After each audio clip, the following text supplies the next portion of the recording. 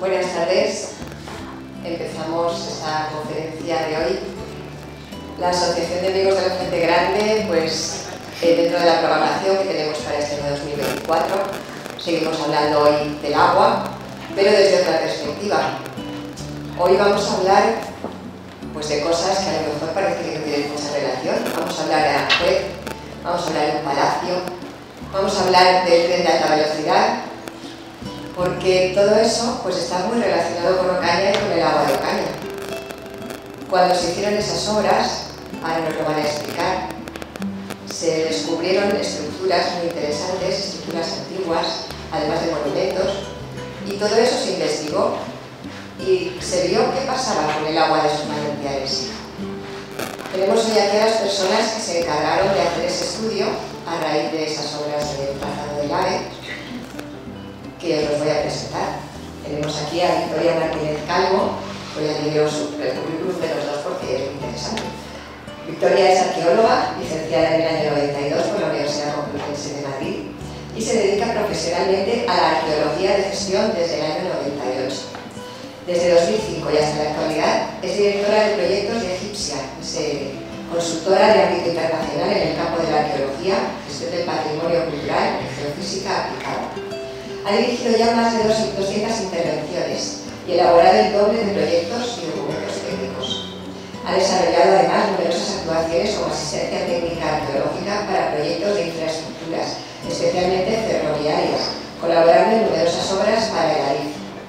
Una de las líneas de investigación más consolidadas en su carrera está relacionada con el estudio y catalogación de las estructuras de la Edad Moderna para aprovechamiento y conducción de aguas, entre las que destacan sus trabajos en la calle Preciados de Madrid, el estudio del sistema de captación y circulación de aguas del estanque del Palacio del Infante Don Luis en Boadilla del Monte, o las fuentes y viajes de agua del municipio de Valmojado, y cuyo mayor exponente es el estudio sobre las captaciones de agua del siglo XVIII, precisamente aquí, en la Mesa de Ocaña, publicados en El agua del Rey, del año 2012, del que también nos van a hablar, este libro. Luego tenemos a Óscar López Jiménez, arqueólogo, licenciado en 1997 y doctorado en 2003 por la Universidad Complutense de Madrid. En la actualidad es el responsable del Departamento de Asesoría de Patrimonio Cultural para AVIF, coordinando todos los expedientes relacionados con elementos del patrimonio cultural afectados en las actuaciones de toda la red ferroviaria española. Entre 2007 y 2011, siendo director de proyectos de Egipcia SL, coordinó junto a Victoria Martínez los trabajos de asesoría técnica arqueológica para la construcción de la línea de alta velocidad a Levante, la que pasa por aquí, en el tramo Ontigo-La Ocaña, del que deriva el estudio posteriormente publicado bajo el título del agua del Rey. Precisamente ese es el nombre de la conferencia de hoy, porque todo ese estudio, todo ese trabajo quedó recogido en este libro, que además lo ha traído por si alguien quiere echarle una ojeada e incluso llevarse. Y os dejamos con ellos.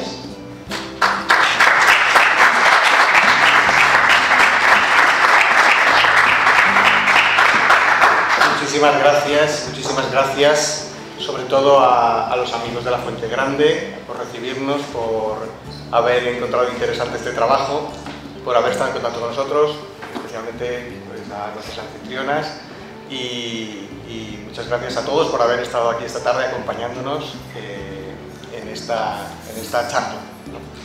Vamos a hablar de un proyecto que es un proyecto que deriva de una gran obra de infraestructura, pero que nos brinda la oportunidad de asomarnos a una realidad arqueológica muy interesante y que tiene una dimensión histórica que a todos nos afecta, especialmente desde aquí, desde la Mesa de Ocaña. Yo voy a hablar muy brevemente de la exposición del proyecto y después será Victoria quien nos cuente ya en más detalle cómo se desarrolla toda esta investigación histórica y arqueológica. Bien, el AVE del tramo Ontigo-La Ocaña, que es de las grandes infraestructuras, para que las obras sean abarcables, lo que hacen los proyectistas es partirlas en trozos, ¿de acuerdo?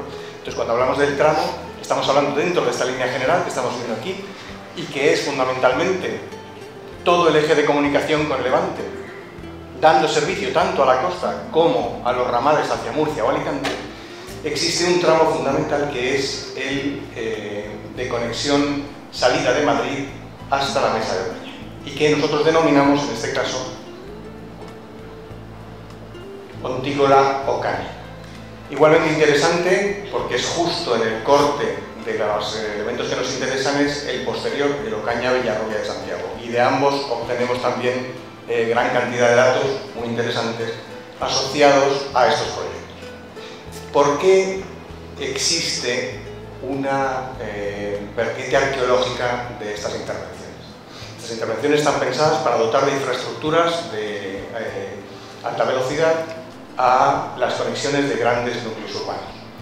Cuando se abordan este tipo de obras es preceptivo, y existe ya una implantación de manera sistemática dentro de la DIF, de la Administración de Infraestructuras Ferroviarias, de toda una serie de mecanismos de protección y de prevención, de control y de seguimiento de tipo arqueológico, de todos aquellos elementos que puedan verse afectados por obras de tal magnitud. Estamos hablando de movimientos de tierras gigantescos, de remodelaciones del terreno, de estructuras que tienen que asentarse y afectar de manera inevitable al terreno donde se asienta. Para ello hay siempre una implantación de arqueólogos, historiadores y, si es necesario, cualquier otra disciplina, para hacer el seguimiento y prevención. Y de esta segunda derivada de la propia obra nace el estudio que se realiza ahora, que es un estudio muy intensivo, como luego veremos, sobre el interés de la captación y conducción de aguas desde la Mesa de Ocaña. Una de las problemáticas fundamentales, y además de un elemento que todos podrán ver ahora cuando bajan por la carretera hacia Madrid o suben de Madrid hacia la Mesa, y que queda, según van subiendo hacia Ocaña, a mano derecha, detrás del cerro de Valdegato, es el viaducto de Cuesta Perdida. El viaducto de Cuesta Perdida es un viaducto que se proyectó. Esta es la proyección tal y como se proyectó, ¿de acuerdo? Tal y como se venía en el proyecto.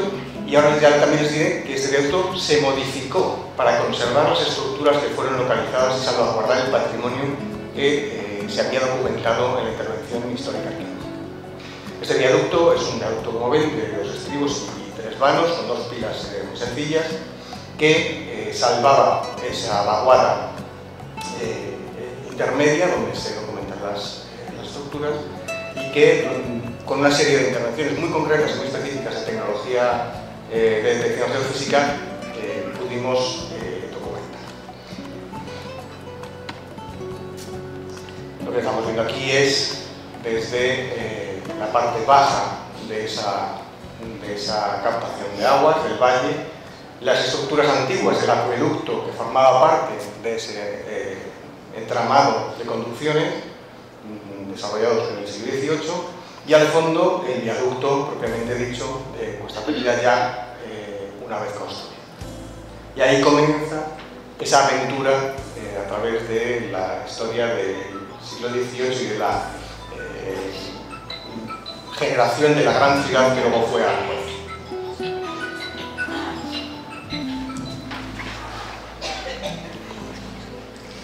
Bueno, yo voy a zarandear un poco, porque si no os marearé, empezaré a dar vueltas con la silla, entonces casi mejor me levanto. ¿Qué es lo que encontramos nada más arrancar con el proyecto? Cuando llegamos al campo había 2 hitos, digamos, de mayor interés dentro del proyecto que tenían una vertiente arqueológica. Por un lado estaba el Castro de Valdegato, que es un castro de la Edad del Hierro que hay también en la ladera en la ladera este de todas estas estructuras, que fue lo primero que acometimos, una excavación para ver de qué manera también el viaducto podía afectar a ese gran yacimiento arqueológico que tenéis en esa zona determinada. Desde el propio castro se veían en el Valle de Galondo una serie de estructuras que al principio no estaban contempladas como tales, no se sabía realmente que tuvieran la trascendencia que luego llegaron a tener, y que al final casi fue lo que motivó la extensión mayor de ese proyecto de investigación. ¿Son estas? Sí, cualquiera. Vale. Bueno, aquí os he puesto esa que luego la recuperaremos para que veáis un poco cuál era la zona de trabajo, ¿vale? Esto es este alto de aquí, ¿vale? Gracias. Eso es, perdón, sí, eso es el castro de Valdegato, que se ven fácilmente las líneas de muralla. No sé si lo conocéis sobre el terreno, es espectacular también. Bien, y desde ahí se veían una serie de elementos construidos en piedra y tal, que aparecían por el valle y que al final acabaron dando una continuación de estructuras que llegaban ya justo hasta la llanura, ¿vale? Estas, una vez que empezamos a entenderlas, las identificamos como un sistema de viajes de agua, ¿vale? En ellas aparecen registros, aparece un acueducto, aparece una fuente, ¿vale? Claro, parte de ellas las podíamos más o menos asomarnos a ella y ver un poco en un primer momento qué tipo de estructura podían ser. Y las identificamos como un sistema de viajes de agua, también conocido como canals. ¿Qué es lo que hace el sistema de recuperación de agua por canal? Pues se practican galerías, ¿vale? Que van buscando el nivel del acuífero y que por la excavación de galerías van conduciendo el agua, manteniendo una cierta pendiente hasta la canalización ya entubada que lleva el agua a las zonas pobladas. Esto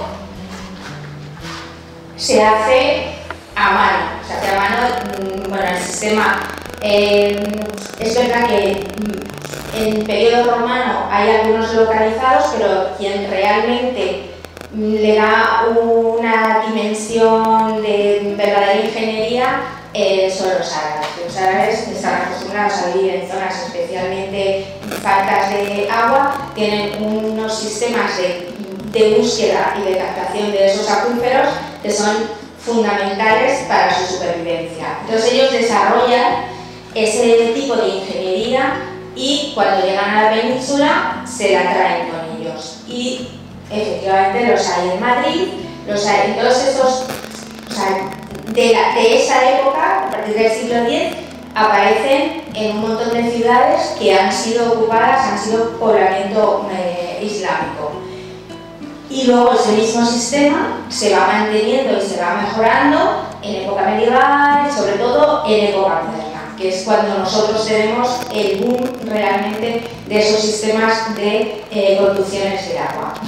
Bien, pero estos canals se excavan en el terreno y se excavan a mano. Entonces se hace una excavación de pozos que se van uniendo por galerías, que en un primer momento esos pozos realmente solamente sirven para ir evacuando todo ese desecho de sedimentos que provoca la propia excavación, pero luego al final esos pozos servirán como acceso a esas galerías que son practicables. Aquí tenemos los tipos de galerías. En este caso, estos ya están reforzados con ladrillos, con las bóvedas construidas con cal y canto y tal, pero los más antiguos son simples excavaciones en el terreno arenoso. Y por ahí iba reconduciendo las aguas, ¿vale? Este, por ejemplo, bueno, este es de una intervención en Madrid, pero este es el acceso a la canalización de la fuente del Argivejo, una de las que se integran en el estudio. Vale. ¿Qué es lo que vemos, qué es lo que encontramos en ese valle de Balondo? Pues encontramos pozos, ¿vale? Que son, una vez que ya se ha excavado ese pozo a mano, se reviste, en este caso con ladrillos, ¿vale? Y se le coloca esa especie de brocal y una tapadera. Son tapaderas de piedra, o sea, se abren muy escasamente, solamente cuando hay posibilidad de que haya habido algún atoramiento en la conducción. ¿Por qué? Pues porque realmente es una forma también de proteger ese agua, que se supone que es agua que va al consumo humano. Si está al aire, pueden caer animales que se pudren y contaminan el agua, pueden caer vegetales. Bien, entonces, la mejor manera de tenerlos protegidos es tenerlos cubiertos. Bueno, aquí tenemos otro, en este caso, este sí que estaba cubierto, este aparece abierto. Esta es una de las pocas estructuras que hemos localizado de lo que era la fuente de Managavia. Este es de Balondo, ¿vale? También los canales tienen, como hemos dicho, galerías. Esta es del Argivejo. Veis que son galerías estrechas, pero sí que tienen altura como para que pase una persona por ellas. La fábrica, que se construye en dos partes, digamos. Primero se levantan las paredes, se levantan desde el interior por encofrado y son de cal y canto, y llega un momento que tiene una imposta a partir de la cual se hace la obra. Vale. Ahí tenemos otra. Vale, esta también es de... No, sí, esta también es de Argivejo. Luego tenemos otra serie de estructuras hacia donde circulan las aguas y que sirven o bien para cambiar de dirección esa conducción o bien para repartirla, ¿vale? Son las arcas, ¿vale? Bueno, esta es la de Argivejo. Estas son más difíciles de ver por dentro, porque no están cerradas. Esa es la de la Aldehuela y esta está en Balondo. Todas, bueno, salvo esa están cerradas. Y es un poco eso, son unas, digamos, unos ensanches de la canalización que permiten, pues, que la conducción se reparta o cambiar la dirección para continuar hacia donde sea más adecuado mantener esa pendiente que tiene que llevar el agua para que fluya por su propia caída. Esta estructura es muy curiosa porque no es habitual, ¿vale? En este caso, lo que nosotros hemos denominado como acueducto, que eso es... vale. Esto es la salida de la conducción del valle de Balondo. Aquí vemos una parte de esa conducción que es aérea, ¿vale? Que se ha levantado sobre el terreno, porque tiene que permitir y mantener esa ligera pendiente. Y aquí digamos que tendríamos el siguiente pozo. ¿Vale? ¿Qué pasa en este caso? Que lo que tenemos aquí es un aliviadero. El agua que cuando rebosa llega, o sea, sube el nivel en este pozo, pasaría a este otro y serviría como aliviadero, ¿vale? Y luego de ahí continúa hacia los siguientes pozos que hay ya en la llanura. Vale. Bueno, esto es visto desde el frente norte. Vale.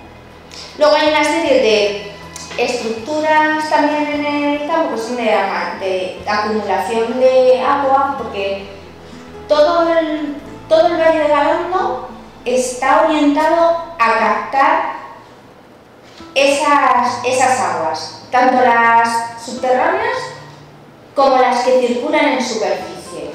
Por eso, este acueducto, que nosotros hemos llamado, tiene arcos también en el lateral. Sí, explico que vale. Aquí no se ve muy bien, pero en este lado tenemos también unos arcos. Esta es una zona súper encajada, que va entre el camino y la propia conducción. El agua que circula por aquí, que es mucha en superficie, y de eso tenemos noticia a través de los documentos del propio momento de la construcción, se encauza, digamos, hacia el interior y sale por esta parte, y toda esta zona es una zona de captación, ¿vale? De acumulación de agua. Vale, pues digamos que además de esas acumulaciones, tenemos, ¿veis? Diques, tenemos paredes que van de alguna forma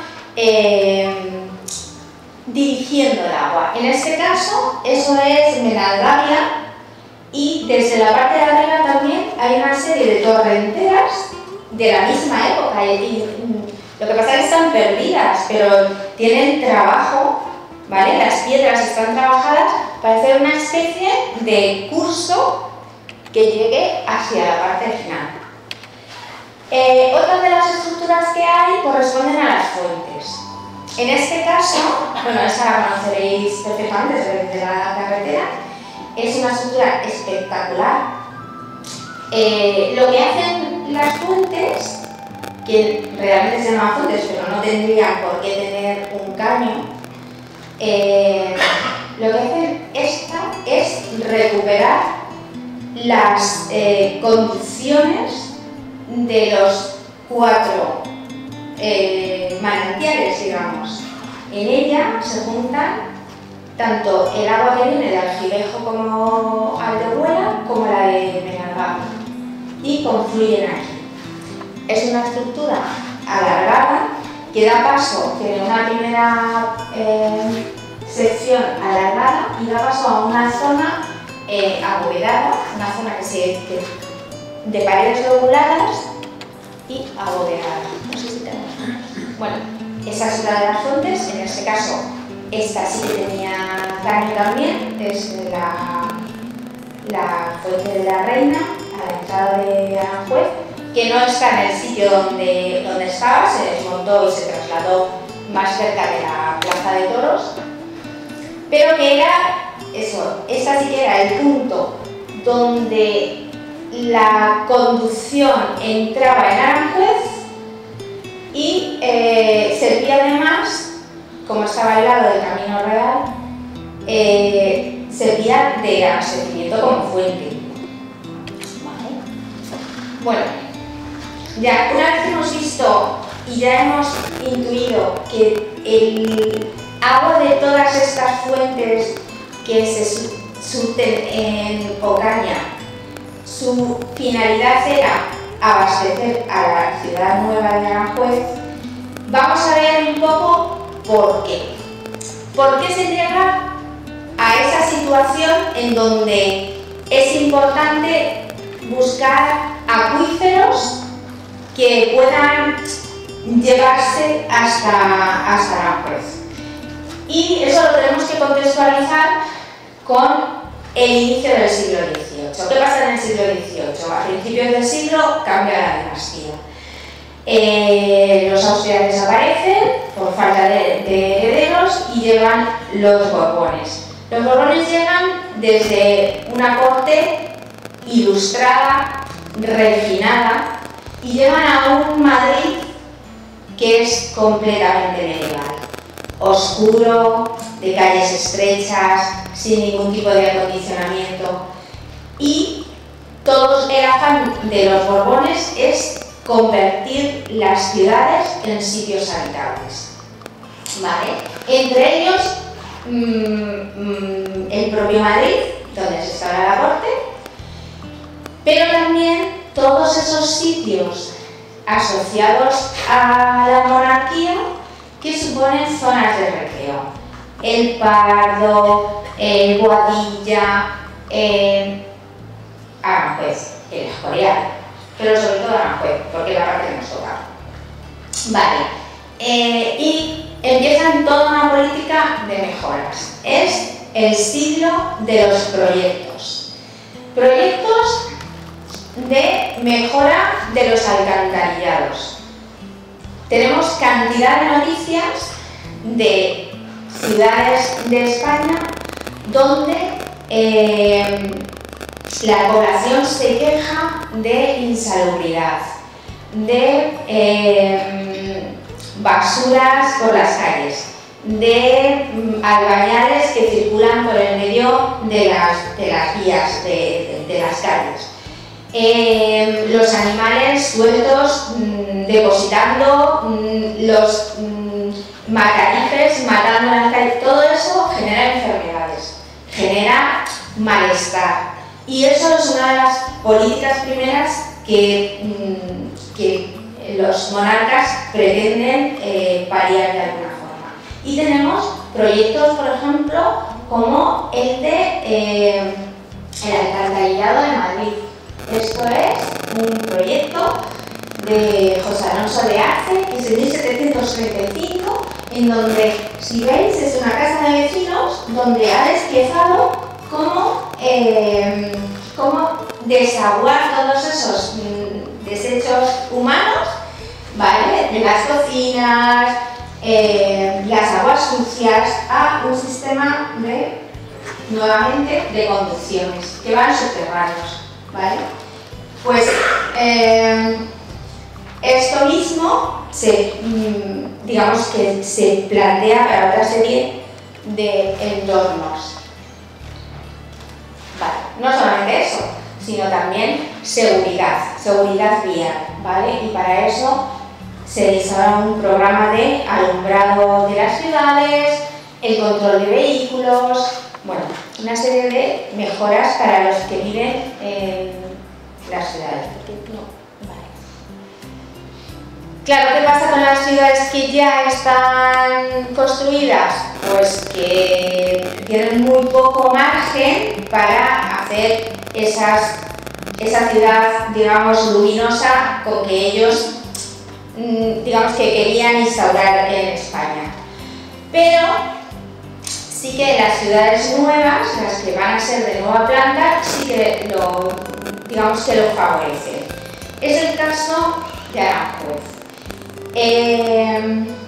Aranjuez, que había sido una posesión real, que además estaba limitada al uso del rey y de los 4 sirvientes que tenía, donde nadie se podía acercar siquiera, y que además tenía penas grabadas por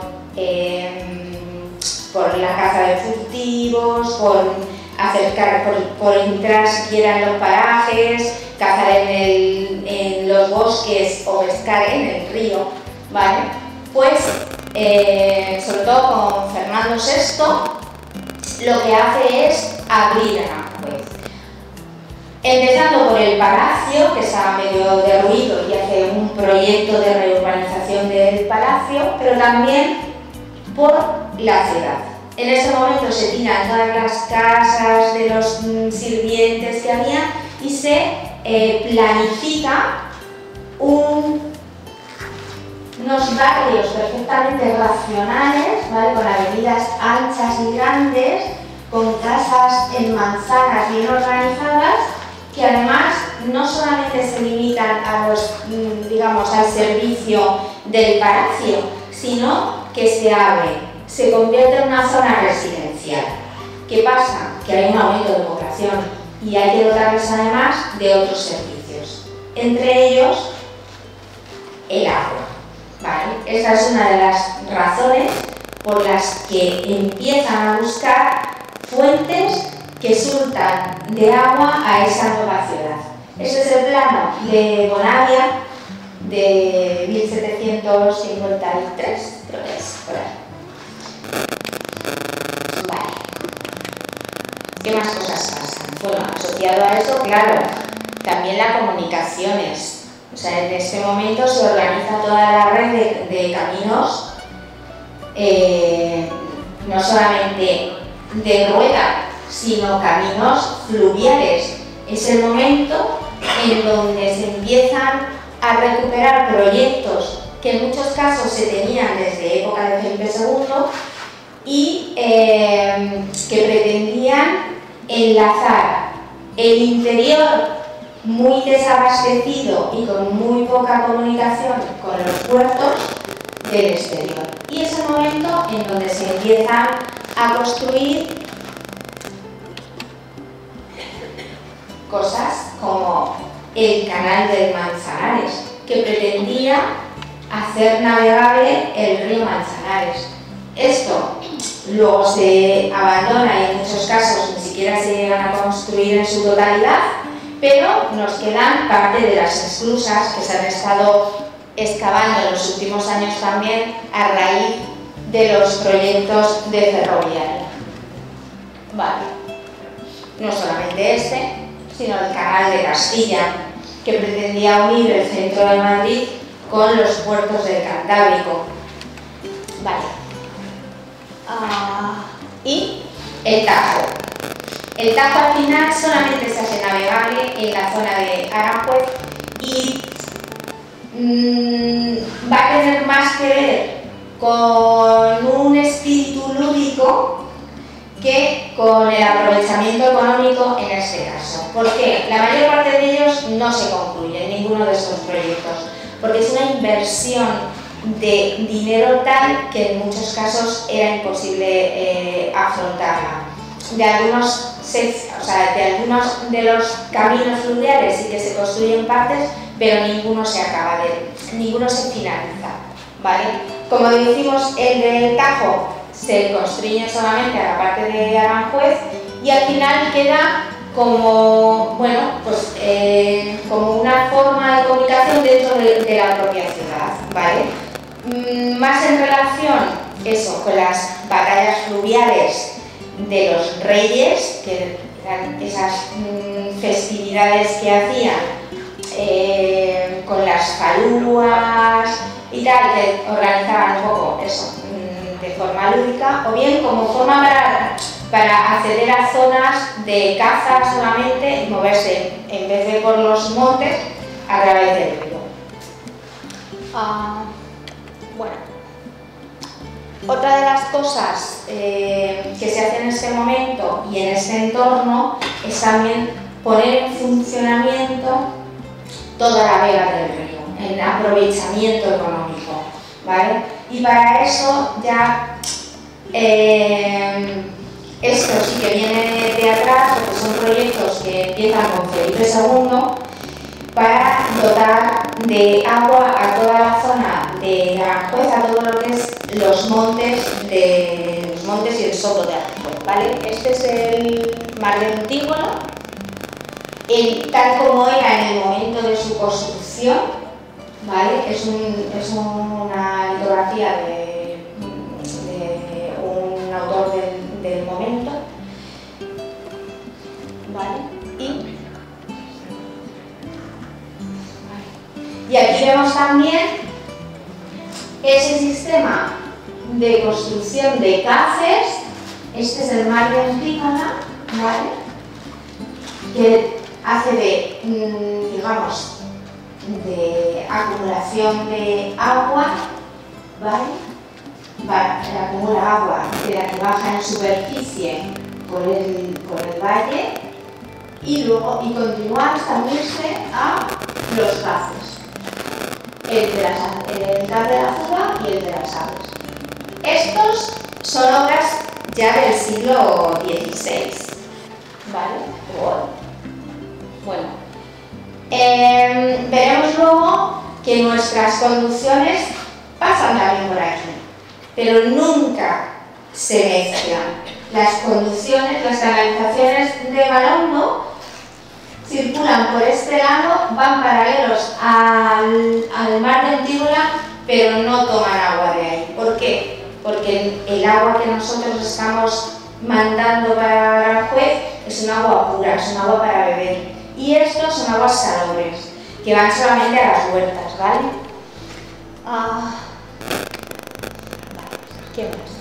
Bueno, esto es otro de las estructuras para ese sistema de riegos que ya venían de antes, es el envase la presa del embocador, bueno, que es con es el despiece, digamos, constructivo, ¿vale? Pero en el siglo XVIII también se hacen canalizaciones para aprovechar las huertas, en este caso como el canal del Jarama, que pasó también. Vale. Bueno, vamos a ver un poco más en profundidad cuál es el proyecto urbano urbanismo de Aranjuez, para ver hasta dónde llega el agua que empieza, que arranca de aquí, ¿vale? Bueno, como os había dicho antes, pasa de ser un sitio real a una ciudad residencial. Y entonces se produce un aumento de la población que requiere una ampliación de la red de servicios, y entonces es necesario buscar ese agua. ¿Dónde se busca? Aquí. ¿Por qué? Porque geológicamente es un sitio donde los niveles del acuífero permiten recuperar el agua, porque tenemos una base que mantiene ese agua a una determinada profundidad, ¿vale? Y entonces Fernando VI empieza a solicitar informes para buscar esos manantiales. En el año 1741 se localiza el primero de los manantiales, que es el de la Antehuela. Y en 1743 ya se están haciendo las mediciones para comprobar la salubridad de ese agua, ¿vale? En el 45 ya se está encauzando, aunque sea provisionalmente. O sea, como veis, todo va súper deprisa. Súper deprisa, ¿vale? Salvo la compra de las propiedades, de los terrenos donde estaban las fuentes.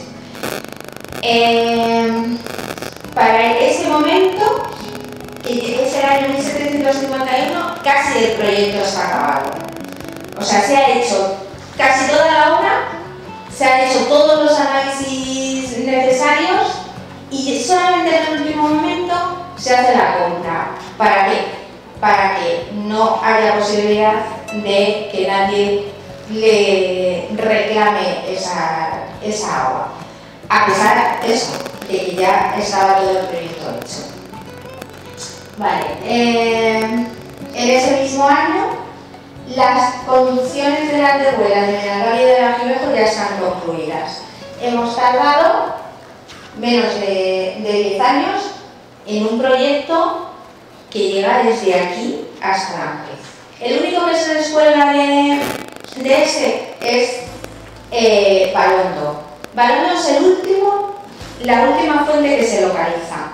Es el último en formar parte del proyecto, a pesar de que es casi el que se hace de forma más rápida. A pesar incluso de que es el que se hace con menos calidad técnica. Y de hecho, nada más empezar a hacerse, se tienen datos de que ha habido que hacer reparos en las canalizaciones porque se han hundido y sobre todo porque hay mucha variabilidad en el caudal de agua. Hay momentos de mucha crecida que rompen las condiciones. Por eso es muy interesante ver cómo es toda esa estructuras que aparecen en Balondo, para ver cómo hay muchas paredes, muchos elementos que están intentando sujetar aguas que deben de venir, sobre todo en superficie, a una velocidad muy fuerte en determinados momentos.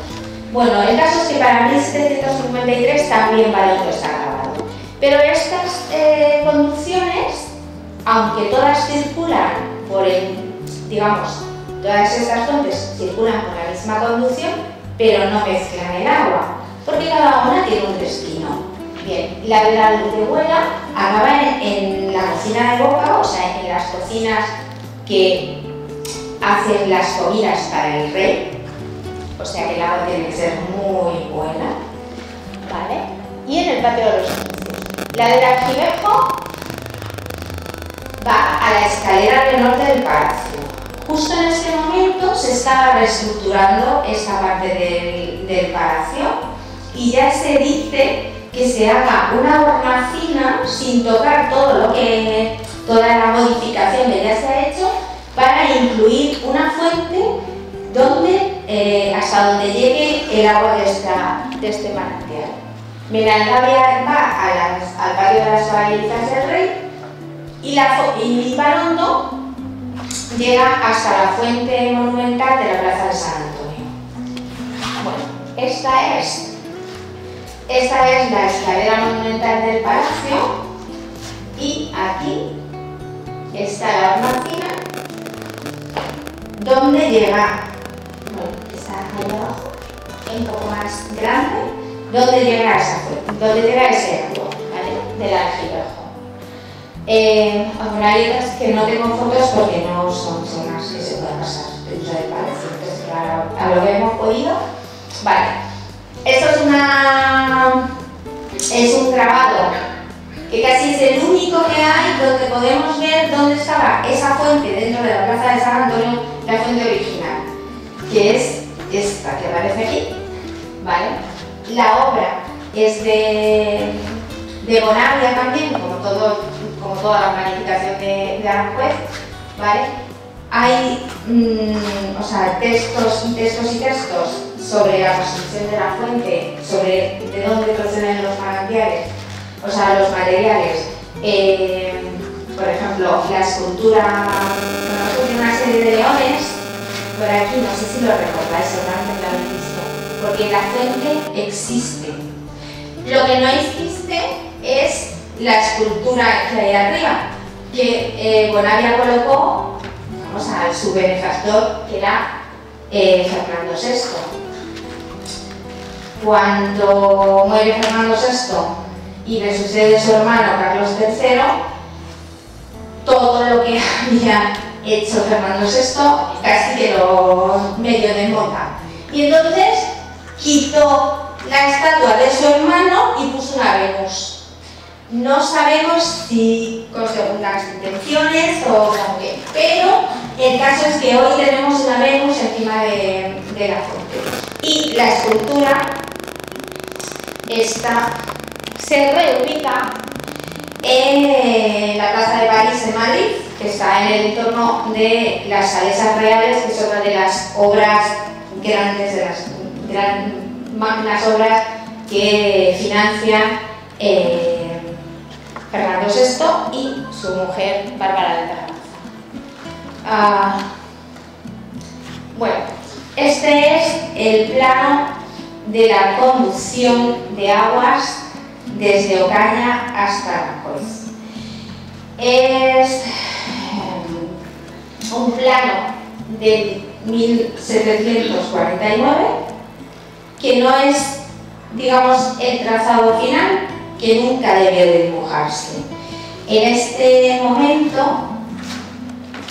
aparece, bueno, esta es la conducción, ¿vale? Luego la veremos en grande.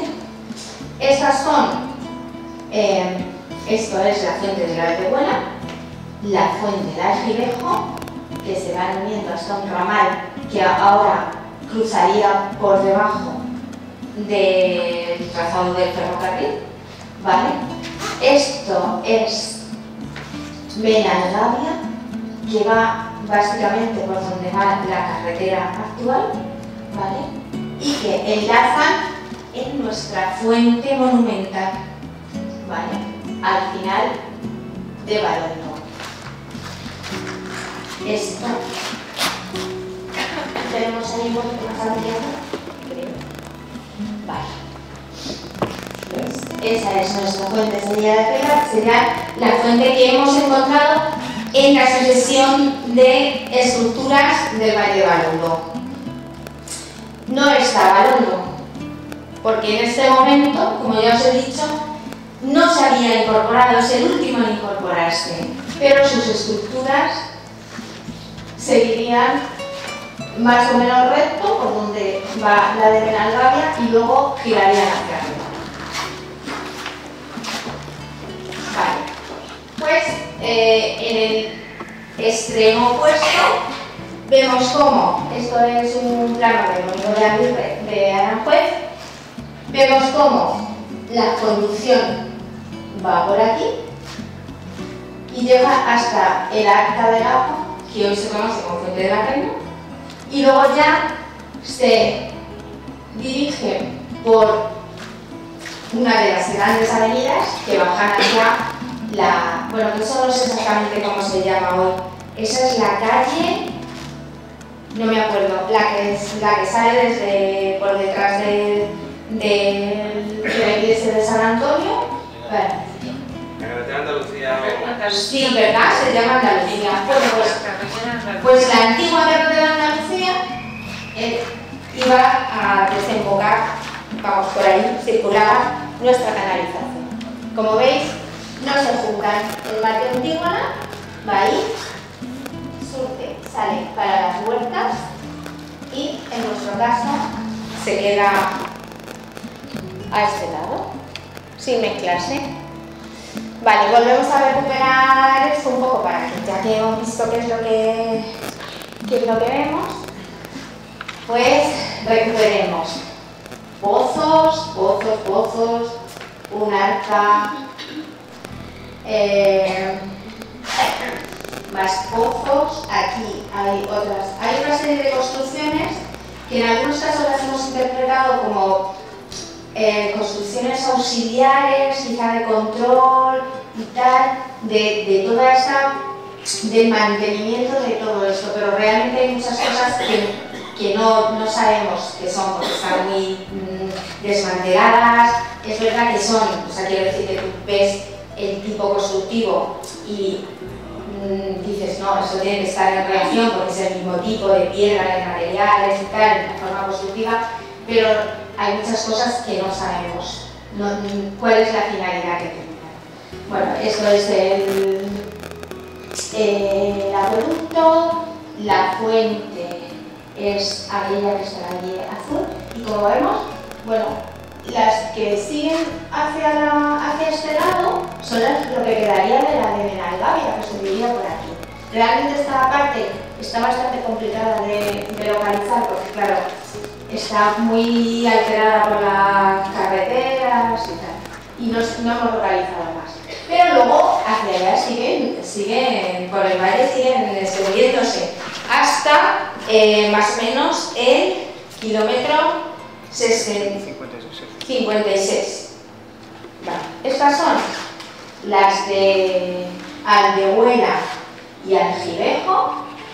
También todos estos, cada uno de estos puntitos son registros.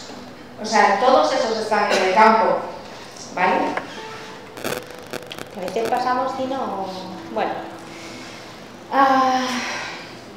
Y estas son las estructuras vistas más o menos, ¿vale? Esas son uno de los primeros registros que aparecen en la parte alta del Valle de Balondo, que son los que arrancan, o sea, digamos, esos son los que alcanzan hasta el freático y a partir de ahí empieza la conducción. Esto es, como vemos antes, es uno de los de Benalgavia, de los que quedan, ¿vale? Esa es la secuencia de, o sea, el dibujo de la parte superior del pozo, que habría que extenderlo hacia abajo hasta alcanzar el nivel freático, el nivel del agua. Y estos son algunos de los pozos desde el interior. ¿Vale? Como veis, tienen valles, ¿vale?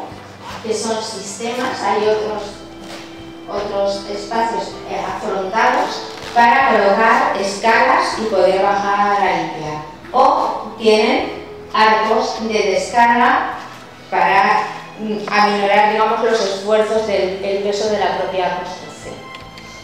Vale. Bueno, como vemos, tenemos las galerías. Vale. ¿Por qué esto? Esta es la que va al aire, que desemboca en el acueducto, y esto es en una de los sondeos que hicimos de contrastación. Esto es la fábrica de la bóveda vista desde fuera. O sea, como veis, es un calicanto sin ningún tipo de miramiento. ¿Por qué? Porque realmente la obra se hace desde el interior, por encofrado. Se va colocando una forma semicircular y sobre ella se va construyendo. ¿Vale? Bueno, algunas no son especialmente dedicadas. Esto es el aljibejo y, como veis, bueno, ha perdido, digamos, la capa interior, pero la fábrica no es especialmente fina. Bueno, aquí se ve un poco dónde acaba la pared, con esta imposta, y a partir de ahí arranca la bóveda. Bueno, las arcas, que como ya hemos visto, veis, en el interior tienen, o sea, esta es una parte que va, estos son los andenes, digamos, por los que tú puedes llegar hasta aquí, con el canal por donde circula el agua, y luego dentro de esta especie de pequeña bañerita, pues tienes la conducción principal y el acceso de otras venidas de agua.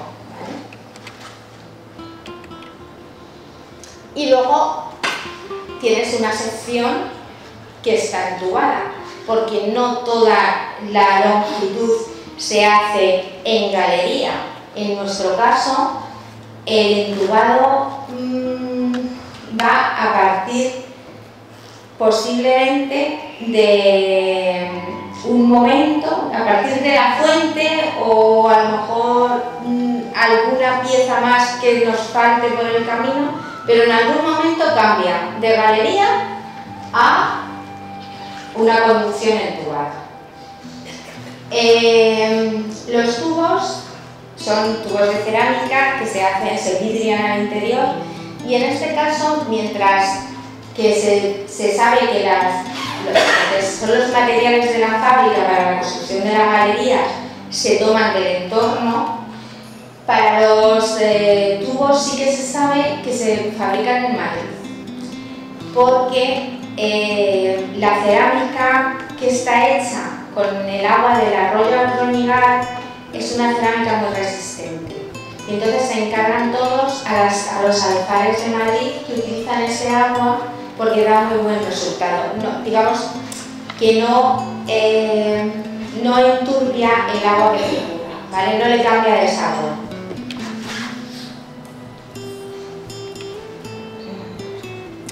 Y luego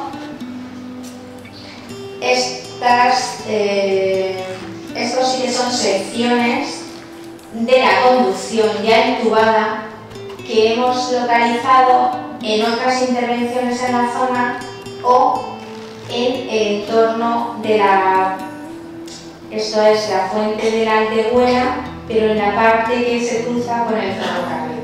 El ferrocarril debió de suponer un destrozo importante, y hay secciones, o había en su momento, porque esto es una publicación más o menos antigua, donde se identificaron esas secciones de esos entubados, ¿vale? Que son iguales que estos los hemos recuperado en una intervención que hicimos en la calle Carretera de Antígola, a la entrada de Aranjuez, y como veis son este mismo tipo de construcción, y llevamos 4 entubados. uno por cada fuente. Bueno, esa es, digamos, la composición, ¿no? La recreación de esa sección de canalización. Bueno, la fuente monumental, que es una estructura espectacular, con su bóveda, su camarín. Bueno, y luego, una vez que identificamos todo esto, pues junto a ello hicimos no solamente la búsqueda de toda la documentación que pudimos encontrar en el archivo de Palacio, porque los restos son propiedad del Patrimonio Nacional, y fueron meses y meses de marear cajas para recuperar toda esa documentación. Pero junto con eso también se hizo una batería de sondeos que nos permitieran comprobar que todos esos datos que nos estaban apareciendo en los documentos sobre tipos constructivos, materiales, medidas, bueno, todo eso se correspondía con la realidad.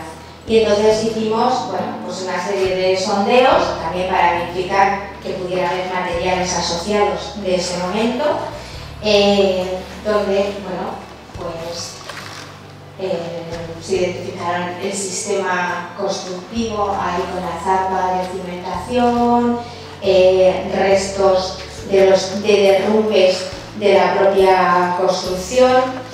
Bueno, vale. Como veíamos en la otra, esta es otra sección distinta, pero es también la parte exterior de la bóveda de la canalización. Y una parte del trabajo que no estaba en un primer momento incluida dentro del proyecto fue la prospección de las zonas donde se suponía que estaban las fuentes. Esto, claro, en el momento en que vimos la cantidad de datos que aparecían sobre cada una de las fuentes, no nos quedaba otra que ir a buscarlas, igual que hiciera con Avia para ponerlas en funcionamiento. Nosotros teníamos que identificarlas y así nos recorrimos pues todos los valles buscando dónde estaba cada uno de esos sitios. Esto creo que es de Aldehuela. Aquí hay un resto de uno de los pozos. Pero lo mismo lo bailo, porque hay 200. Esto es Aljibejo, o sea, desde el acceso. Estos son los diques de Aldehuela. Vamos a ver. Esto también es Aldehuela. Estos son los que quedan, bueno, algunos de los que quedan ya en el llano. Ya hemos salido de los cerros, nos hemos juntado todos en la fuente que estaría allí y tenemos algunos más en ese lado de la carretera, pero llega un momento que por algún punto que no hemos localizado, cruza a este lado y ahí empezamos a ver uno de ellos y, bueno, este está un poco bailado, perdonadme, pero esto es Menangabia, una de las que quedan escondidas, fijaros que no se ve prácticamente nada, o sea, ahí dentro de esto está la piedra de cierre. Ahí hay otro. Y este es el último localizado al lado de la carretera, que es el que está en el 56-600. Vale, que está al lado de lo que es una fábrica de muebles o algo así. Sospecho que, porque luego ya se quieren saber más, que a partir de aquí se separa, digamos, de la carretera y va un poco más hacia el interior y alguno más quedará, pero eso ya no... Hasta ahí ya no llegamos. Bueno, otra de las cosas que se incluyeron en el proyecto fue, ya que sabíamos que teníamos una conducción, o que parecía que teníamos una conducción, fue las prospecciones geofísicas que permitieran saber por dónde iba esa conducción. Perdón. Y esto, como es la especialidad de Óscar, aprovechando que me estoy atragantando, pues sigue contándoselo tú. Gracias. Vamos a ver un estilo. Como parte de la documentación que decíamos anteriormente de las estructuras soterradas, y teniendo en cuenta que no íbamos a poder levantar todo el ancho de la zona donde se iba a afectar, lo que sí que planteamos es la posibilidad de hacer una pequeña radiografía del terreno. Principalmente con dos métodos. Uno de ellos muy preciso en la toma de cotas de profundidad, como son los radares. En este caso, por ejemplo, no es exactamente, esta foto no es exactamente de las tomas que se hicieron en la conducción, sino del castro de Valdegato. Es una de las zonas donde localizamos algunos de los restos de las casas, que todavía quedan en el castro. ¿Vale? Pero aquí sí que podéis ver exactamente las antenas funcionando y el sistema, la consola de recepción de datos, donde se va viendo cómo la onda rebota y va devolviendo las anomalías que nosotros detectamos y a qué profundidad aparecen. Esto es muy interesante para saber, como decía, a qué profundidad están apareciendo ciertos restos. Pero sobre todo fue muy útil el hecho de poder contar con un sensor electromagnético de inducción. Esto nos permitía inducir una onda a ciertas frecuencias predeterminadas para establecer alteraciones en el terreno. ¿De acuerdo? Yo siempre hago una comparación. Geofísica es básicamente esto. Si ustedes no estuvieran viendo mi mano, pero estuvieran viendo la sombra, dirían rápidamente que es una mano, que sí. Porque hay una onda que queda interpuesta, queda interrumpida por un objeto que es anómalo al resto del contexto. Exactamente igual funciona cualquier otro elemento geofísico. Hay una onda que impacta en el terreno y que rebota de manera diferente si hay o no hay ciertos elementos y nos permite ver esa sombra. ¿No? Muy básicamente. Bien, eso es lo que hacíamos principalmente con este sensor electromagnético. ¿Qué es lo que nos permitió esto? Pues fundamentalmente establecer toda una serie de puntos de control que están asociados a la zona de afección del viaducto que veíamos al principio, esas pilas que iban a establecer unas zapatas gigantescas, iban a levantar toda una cantidad impresionante de tierra y que podían afectar potencialmente a esta estructura. Lo que hicimos fue seccionar el terreno en diferentes zonas para poder hacer esa prospección, es decir, esas tomas de datos, esas radiografías en superficie. Los resultados de esas radiografías lo que nos permiten es tener un mapa en el que vamos viendo cómo la conducción principal va zigzagueando, de manera que, y esto es una cosa muy común en la conducción de aguas, es un zigzagueo controlado en descenso que permite que la mina tenga un fondo de deslizamiento de menos de un 2%, ¿vale? Para que no haya avenidas, que fue uno de los grandes problemas que tenía. Este tipo de elementos lo que nos permitió también es centrar en el eje de las anomalías la posición de las pilas que se iban a sujetar con las que se iba a sujetar el viaducto y alterarlas de manera que, introduciendo una modificación, desplazáramos una de ellas fuera del punto de intersección para no tocar la estructura que sigue estando intacta y sigue estando en su sitio.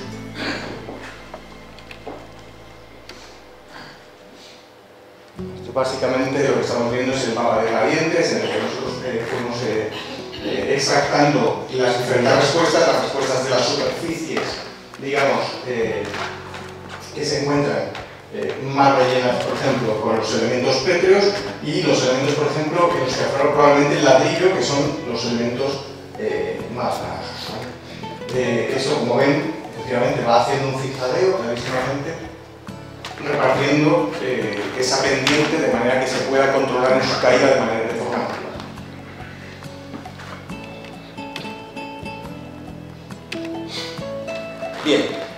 Como conclusión, en general vamos a entender que los proyectos de obra son, cuando se plantean de manera adecuada, una generación importantísima de investigación. De hecho, las obras de la alta velocidad en España, por ejemplo, y en general del ferrocarril, han generado, en nuestra base de datos ahora mismo tenemos más de 3.300 entradas de intervenciones en elementos patrimoniales, totalmente controlados, coordinados con las consejerías de Cultura, con el Ministerio de Cultura, en muchas ocasiones, intentando compatibilizar esas obras públicas, ese interés público con la conservación y el conocimiento. Que la arqueología y los métodos auxiliares, evidentemente, como se ha visto en este caso, son herramientas indiscutibles para compatibilizar ese balance, para que podamos mantener, proyectar hacia la sociedad, recuperar esa documentación e invertir una gran cantidad de medios, de recursos en las posibilidades de... Adiós. Y por lo tanto, a ver, los agentes de la administración, en este caso nos incluimos tanto las administraciones autonómicas como nacionales, tienen que involucrarse en esta conservación del patrimonio, pero también lo tienen que hacer, por ejemplo, como en el caso de las asociaciones o los ayuntamientos, toda la gente a la que este patrimonio les es muy querido, es suyo, es propio y forma parte de ellos. Uno de los retos fundamentales que al final nos planteamos es quién utiliza estos recursos, quién pone en valor estos recursos, ¿no? La puesta en valor de las estructuras y su inclusión dentro de los recursos culturales del término de Ocaña. Pues a ver, ahora quién se atreve, quién está ahí. Bueno, muchísimas gracias a todos. Gracias por